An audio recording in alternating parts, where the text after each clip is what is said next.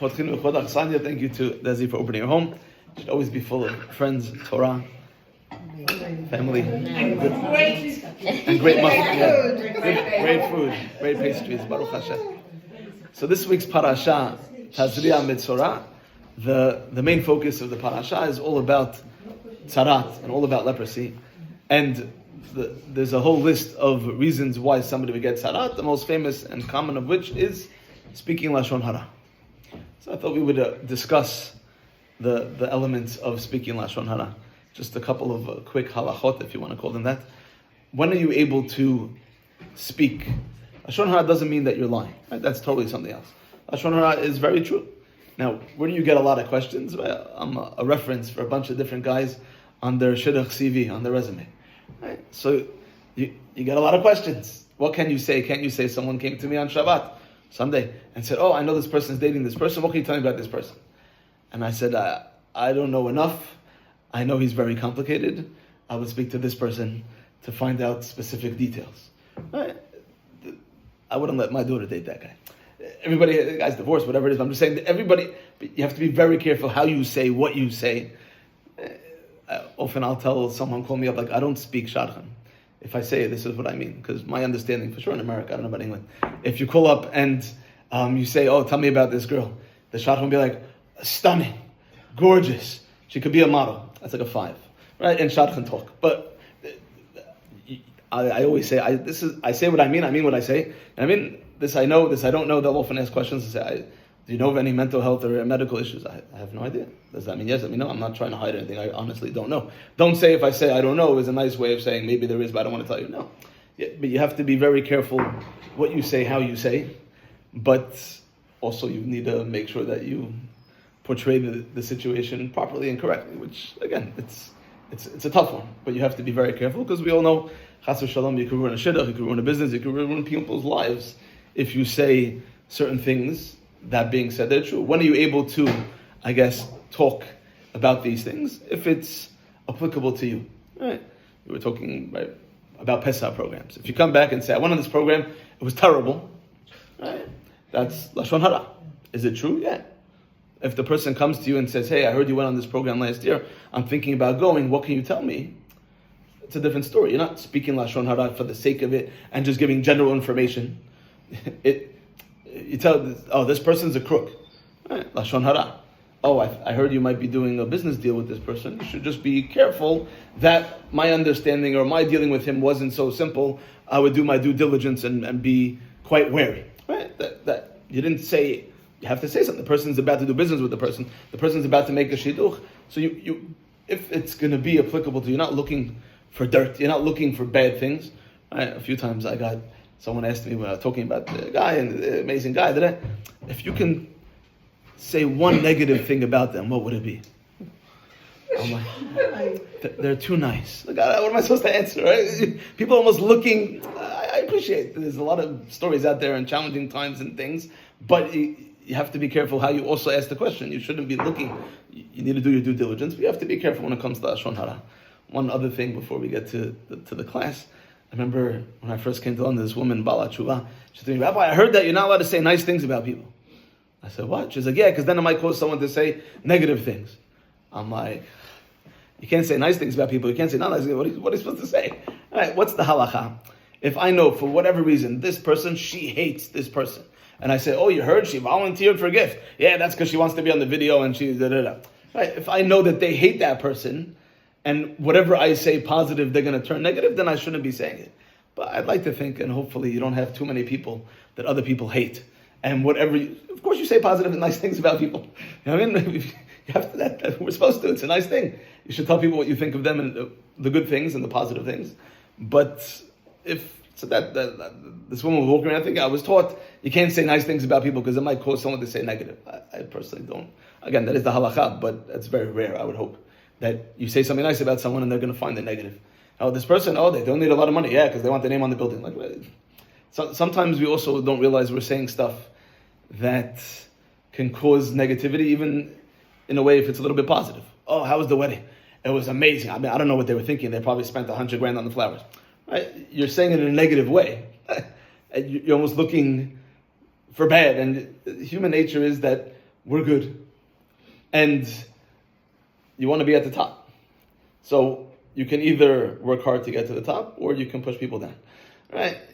Most people don't want to work pretty hard. So it's easier to push people down. We have to be very careful what we say, how we say, right? As sort of Yisrael Salanter, he says, you look at the end of last week's parasha, and it talks about which animals are kosher, which animals aren't kosher, and keeping kosher. He says, what's the juxtaposition of kosher to Lashon Hara? He says, a lot of people are very careful. When it comes to kashrus, very careful about what they put in their mouth. Not so careful about what comes out of their mouth.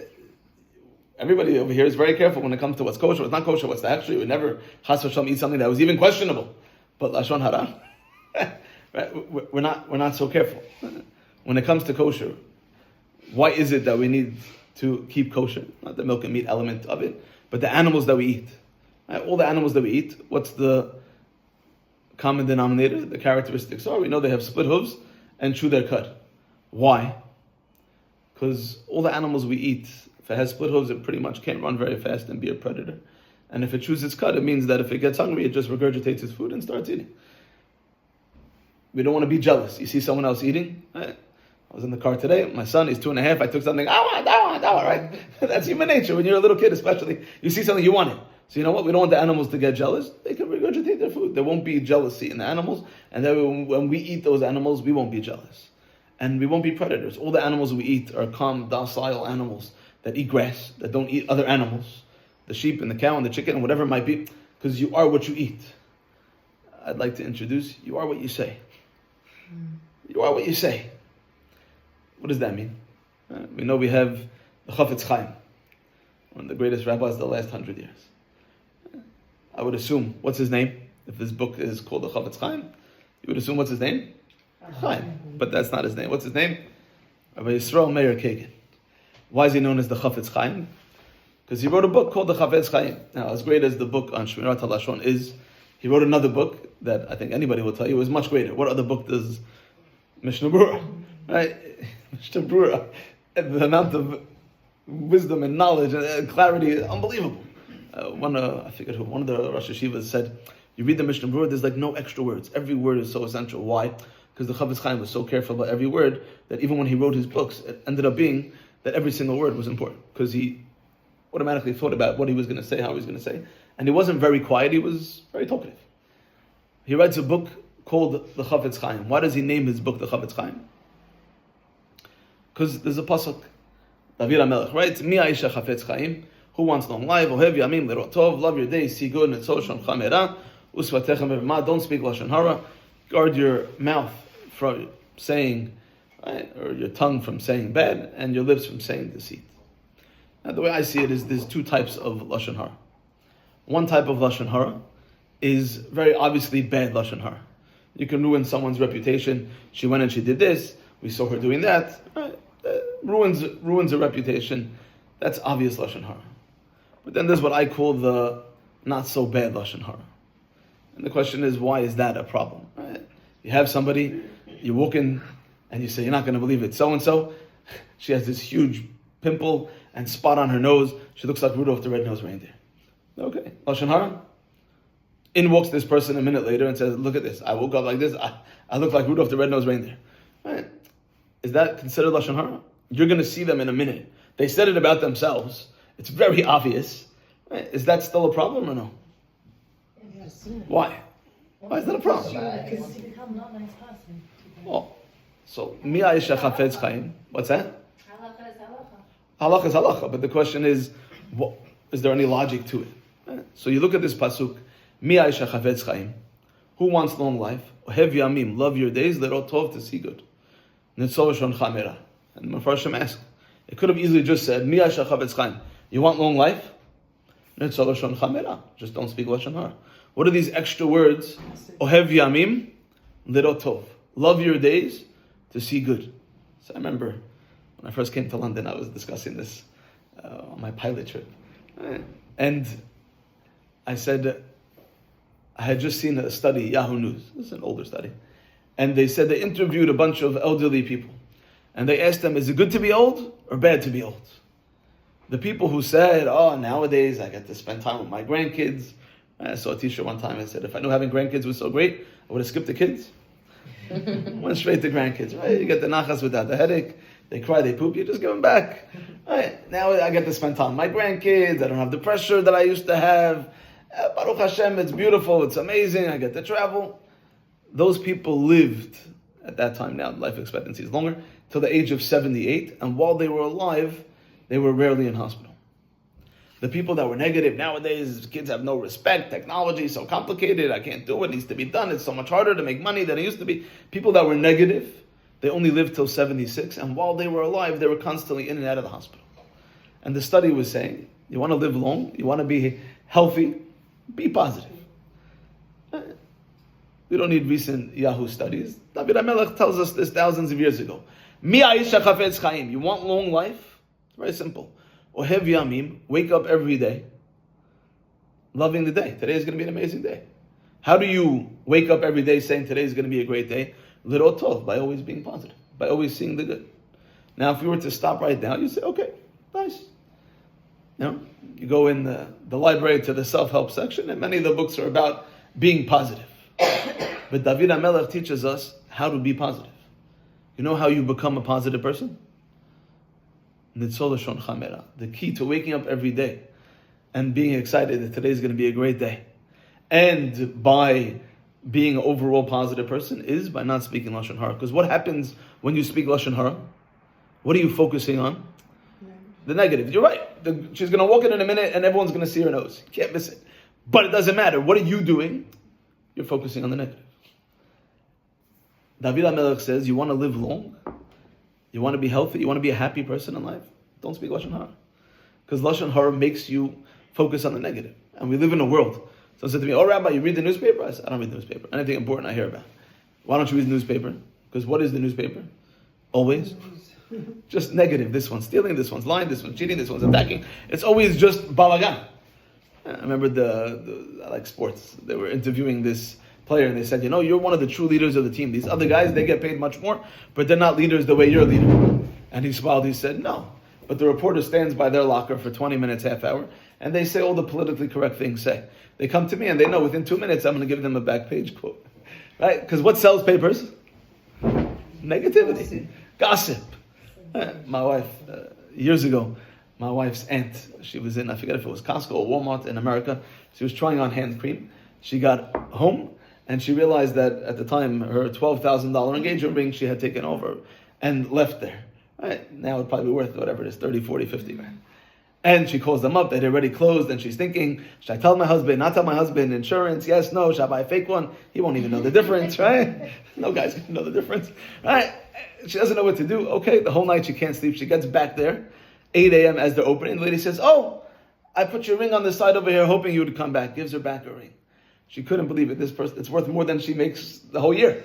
She was so excited. So she called the newspaper. They took pictures. They wrote a whole article. And it was on page 97 because nobody cares. That doesn't sell newspapers. There's no gossip. There's no dirt. You go to the Costco and you go to check out, and what are all the magazines over there? It's all gossip. It's all dirt. It's all scandals. People read that, I guess. Right? Why would people want to read that? Because it makes you feel good. Oh, I thought I have some issues. This one. She might be the princess. She's a celebrity. She's a this. She's a that. But look at her. Even the fashion magazines, not that I read fashion, but who wore it better? What are you doing automatically? You're judging and putting someone down. And you're pitting them against each other, saying she didn't accessorize well, she didn't do that, she looked so much better. When you speak Lashon Hara, what happens? It makes you a negative person. And then that manifests itself throughout everything we do in life. Remember my son, years ago, he got a report card. A, B, A, B, A, B, C. I called him over. Yosef, come here. What did I say? Right? I was about to. And then I was like, I'm very proud of you. It was a good report card. What's with the C? But human nature is, it's a great report card. Mostly A's and B's, and then there's one C. But what do? We look at the C. Because we live in a world, and it's important that we push ourselves and always make sure to see the positive. 2 years ago, my son, he had a football game and it was raining, and then right before the game, we walk outside and it stopped raining. I say, see, Hashem loves you, Baruch Hashem. He goes, oh, now it's a nice day. I said, no, before it was also a nice day. Now it's a nice day for us, before it was a nice day for the trees. it's all a matter of perspective. But do your best to see the positive. I want to teach my kid. You're right. This is better. This work. I told them we went away for Pesach. I said, appreciate every minute. You have no idea what, where, why, when. When COVID taught us anything, I said, nobody owes us. I'm lucky enough as a rabbi to go on a program. What percentage of people go on a program? 1%, 2%. It's not. Appreciate that. I said, who knows? Be'ezrat Hashem, 3 years time, kids get married. No one's giving me 5 rooms. Right? If you go now, appreciate it, enjoy it. Who knows what's going to be then and what? You don't know. Stop and appreciate it. When we took a boat one day, the highlight, right? We took a boat in Crete, and there's an area called Spinaloga. Right? You go on the boat for an hour. Spinaloga. What was Spinaloga? Leprosy. Right? Anybody who spoke Lashon Hara, anybody who had leprosy, they put them on this island. I could put a video on the group. They put them on this island. There's castles over there and things, and that was where they sent people with sarat. The boat driver was telling us during World War II, loads of people, to not get killed, went to hang out in Spinaloga because the Nazis were scared if they go over there, they're going to get leprosy. So there were loads of healthy people. But why is the punishment for speaking Lashon Hara that you get sent to Spinaloga, that you get sent and you have to be in bidud, you have to be excommunicated, you need to be by yourself, solitary confinement? Because what happens when you're speaking Lashon Hara? You have this amazing person, and she does all these great things, and what are you focusing on? The one negative thing. So you know what? You're going to go over here, and you're going to be by yourself. And what happens when you're by yourself? You know those kids you were complaining about that they make so much noise? You start to miss them. You miss the noise. It's too quiet. Now, I know she does this wrong, but she also does all these other things that are great. I know this is very annoying and very frustrating, but you know what? Overall, pretty good. When you're there, you focus on the annoying things. When you're by yourself in Spinaloga, when you have to be by yourself, when you get sarat, suddenly you start to appreciate the big picture. Right? It says, "Havedan et kol ha'adam lekavsechu." Judge the whole person. It doesn't just say "dan kol adam." What does it say? Kol ha'adam. What's ha'adam? The whole thing. Don't just focus on this one thing that's questionable that they did wrong. Focus on the big picture. Understand and appreciate that there's a lot more there. Right? And when we say stuff, it has ramifications. Not just you are what you eat. You are what you say. It'll make you a person that's either healthy and live long, or chas v'shalom. We all have those friends. Oh, you call them up. You want to go out? I don't know. My foot's hurting. Last time I went over there, the service wasn't great. The food wasn't so good. Right? Whatever you say, they somehow could be you're that friend. I don't know. you always find the negative, right? We have to do our best to be positive, to see the good, no matter the situation. Lashon Hara makes us people that are only focusing on the negative. But something else that's quite scary. I remember hearing this as a kid, and I was like, the rabbis just made that one up to scare us. But it's actually in the Chovot HaLevavot. Over here in Shar HaKniyah, Perek Zayin, he says over here something that I found very scary. He explains over here, Va'amar echad min hachasidim. By the way, just so you appreciate, Chovot HaLevavot is written by Rabbeinu Bachye. When Rabbi Yosef Karo is writing the Shulchan Aruch, right? He learned every day with a Magid. Bless you. Magid there's different levels of angels. I have a book in my house, Magid Mesharim. All the different things the Magid taught him. Right? And the Magid says to him, by the way, hurry up. There's a guy in Krakow called Rabbi Moshe Levy, the Rama. He's writing the same book as you, and yours is the one that... And this angel told Rabbi Yosef Karo, you should learn the books of Rabbeinu Bachye, Chovot HaLevavot, and the other books that he wrote. What does he say over here? V'amar echad min chasidim. Said one of the great pious people. Many people, after 120, we get upstairs to the day of reckoning. They're going to show them their actions. They're going to see a bunch of mitzvot that they never did. I never helped that orphanage. You're giving me credit for something I never did? And they're going to say, I didn't do these things. No. You know your friend, that wealthy one who donated a lot of money to the orphanage? Yeah, she spoke Lashon Hara about you. What happened to all her mitzvot when she spoke Lashon Hara about you? You got them. To me, that's petrifying. You can work hard, you can learn, you can volunteer, and then you said one negative thing about this other person, and what happens? Suddenly your mitzvah account, bloop, empty. Right? And then he goes through the opposite. You get their mitzvot if they speak Lashon Hara about you. Right? And he even tells a story. There was one guy that somebody spoke Lashon Hara about him, and he sent the guy like a fruit basket. He said, "Thank you so much." The guy says, "I spoke bad about you. Why are you sending me a gift?" He says, "Because now I got all your mitzvot. The least I can do is send you some fruit." It's not just, have you heard this before? I remember hearing it years ago, and I was like, the rabbis, they're just trying to scare us. It's in Rabbeinu Bachya. Right? And it says, we're going to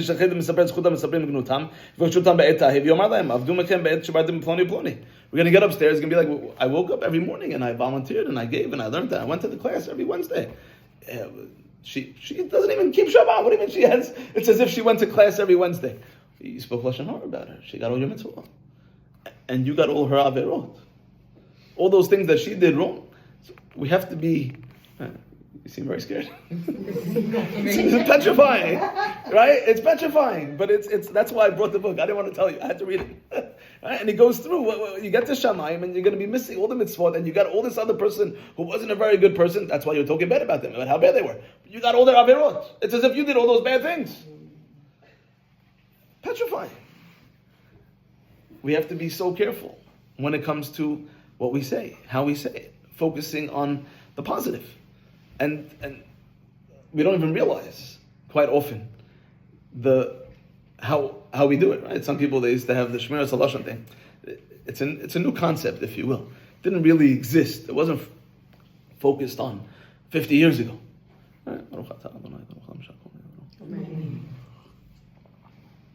What the Chafetz Chaim and subsequently the Chafetz Chaim Heritage Foundation's done to even put into our minds this concept of Lashon Hara. The Goyim haven't figured it out, right? TMZ and all this gossip and all these shuyot. People feed off it, live off of that. They're scrolling for hours just watching gossip. That's what it is. And Trump this and this one that and that. It's all just negativity.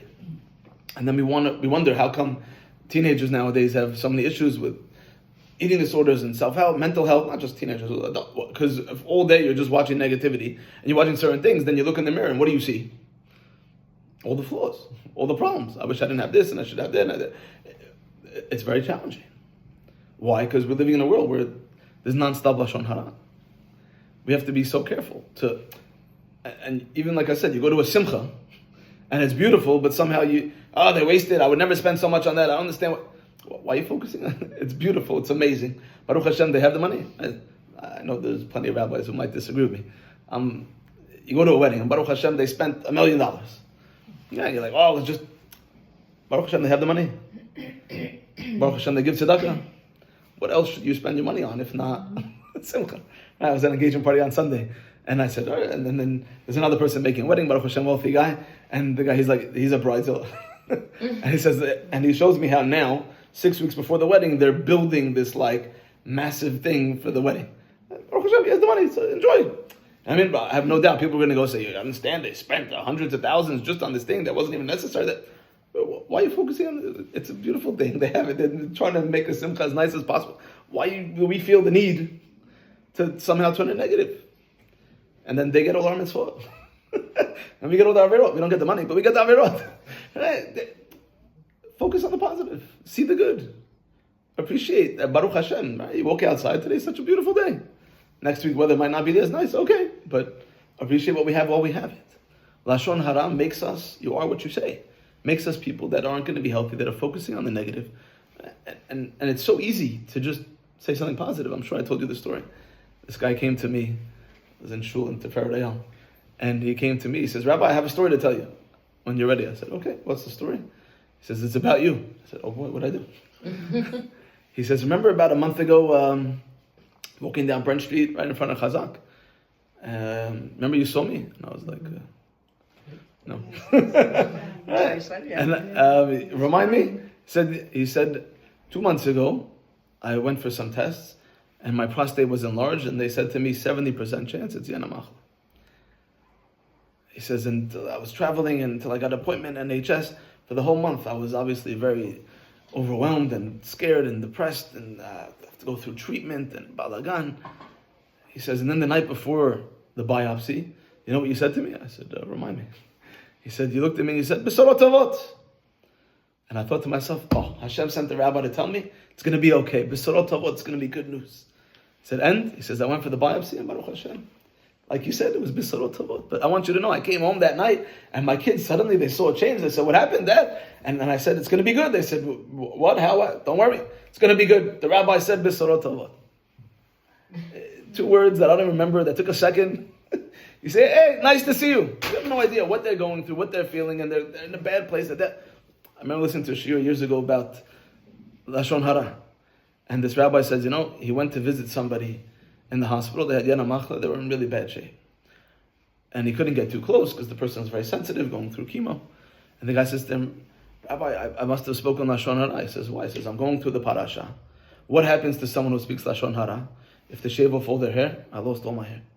He says, they have to be basically in bidud, in solitary confinement. I can't have anybody come too close to me. And I can have very few visitors. Right? And he starts going through all the things that happen when somebody has tzarat. And he says, that's what I'm going through as somebody who has cancer. It's scary to think about. We don't know what, where, why, when. We have no Lashon Hara. You are what you say. Mi Aisha Chafetz Chaim. You want long life? Ohev Yamim. Love your days. Lerot Tov. See the good. Yes, this person did this thing and it's very annoying, and my sister this and my cousin that. I remember this one's making me crazy. True. But Baruch Hashem, there's also a lot of positive. And we don't have to be in solitary confinement to appreciate it, to realize it, to start thinking about all the good. So yes, it's challenging with this child, and it's challenging with this family member, and it's challenging with this neighbor. True. But try and focus on the positive. And you'll be a healthy, happier person. You're only focusing on the negative. What we say, how we say. I know one guy, there's a guy in Brooklyn, at the time wasn't religious. Said to me, I went to the dentist, I think he was 19 or 20 at the time, and my tooth was heavily infected right in front. And they told me I'm going to have to put in a fake tooth. And I went to a few different experts, and I got to one woman, she says, I could try something. I think he said to me, 97% or 93% chance they're going to have to remove the tooth. Every expert said you have to remove it. He says, I'm going to try one thing, and we'll see, come back to me in 2 weeks. And he said, I decided, if Hashem's hitting me in the mouth, it must be I'm not using my mouth, right? He says, I decided I'm not going to speak Lashon Hara for the next 2 weeks. He's like, after a few hours, I realized I just can't talk. Almost everything I'm saying is, he says, for those 2 weeks, all my friends are like, what's up? Like I didn't go hang out with anybody because I didn't even realize now pretty much always all we're doing is gossiping. And speaking Lashon Hara, and speaking bad about people or the game or the thing. He says, I went back to the dentist, and she said to me, wow, I'm really good. Almost any other doctor would have said, there's no way, nothing you could do.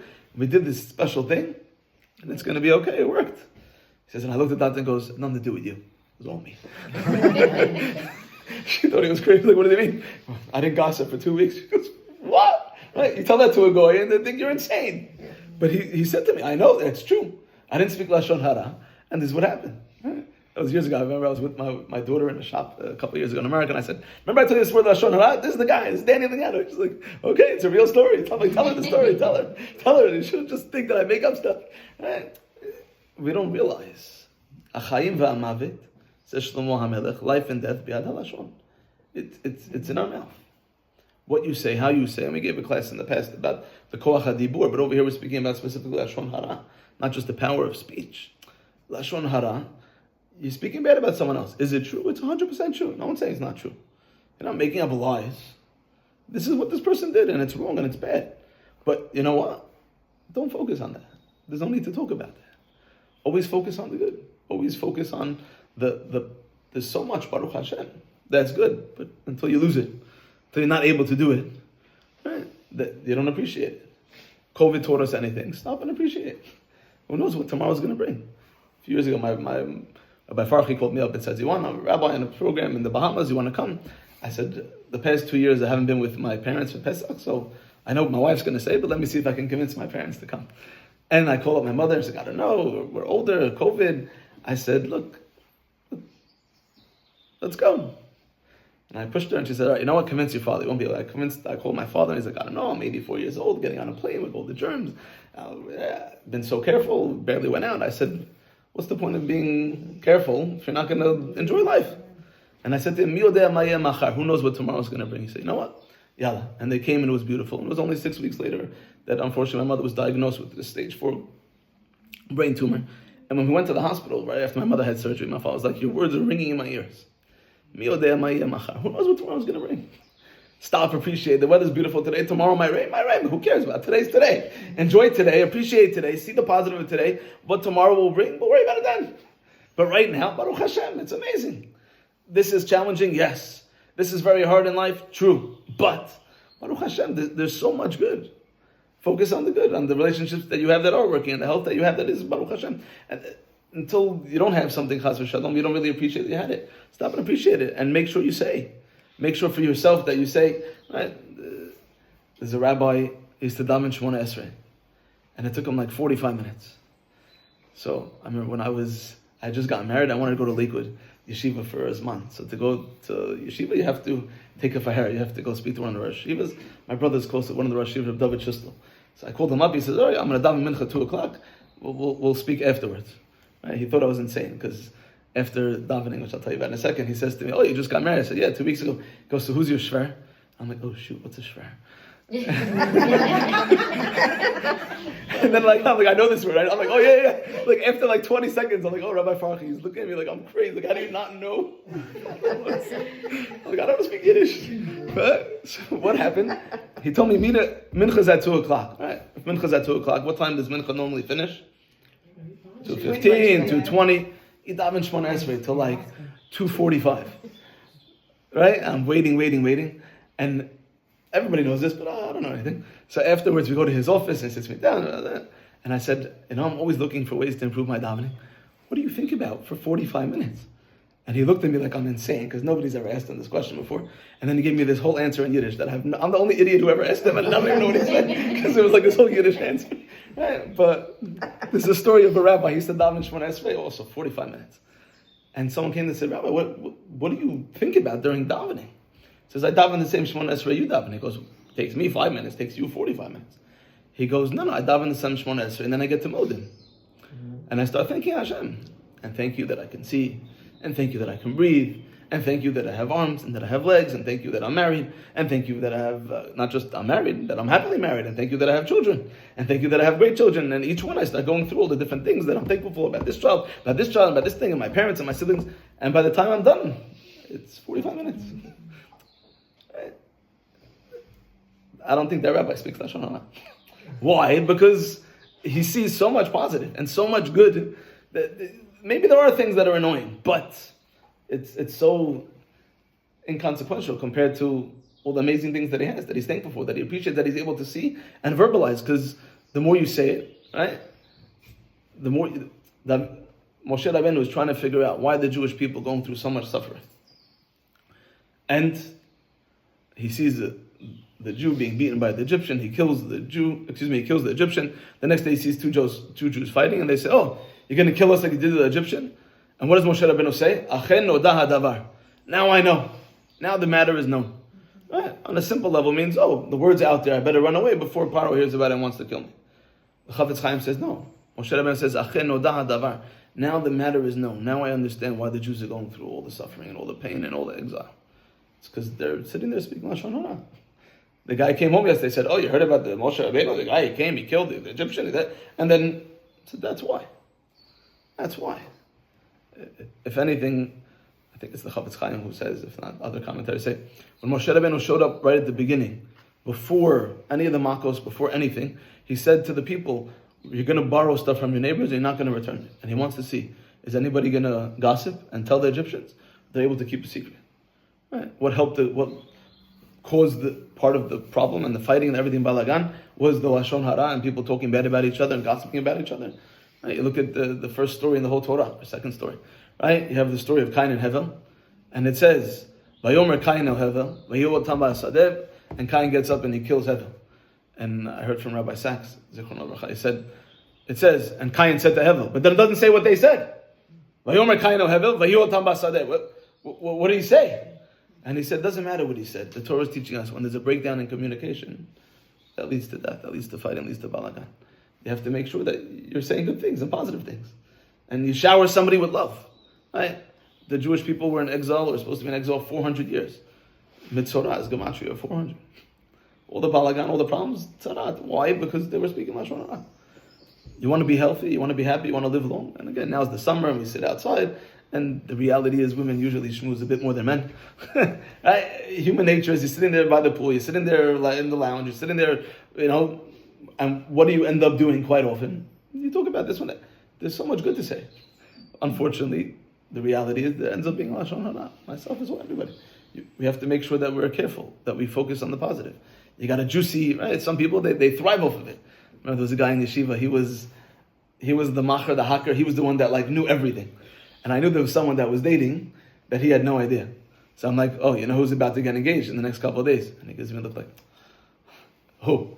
And I tell him who. And I see in his eyes, he's like, oh man. And then he goes, oh, it's official. Oh, Mazel Tov, Mazel Tov. It couldn't be the one. It couldn't be they didn't know. Some people, they love it. They thrive off of it. I know this, and she's going there, and I heard this one's buying that, and this one's moving there, and this one, they're dating that one.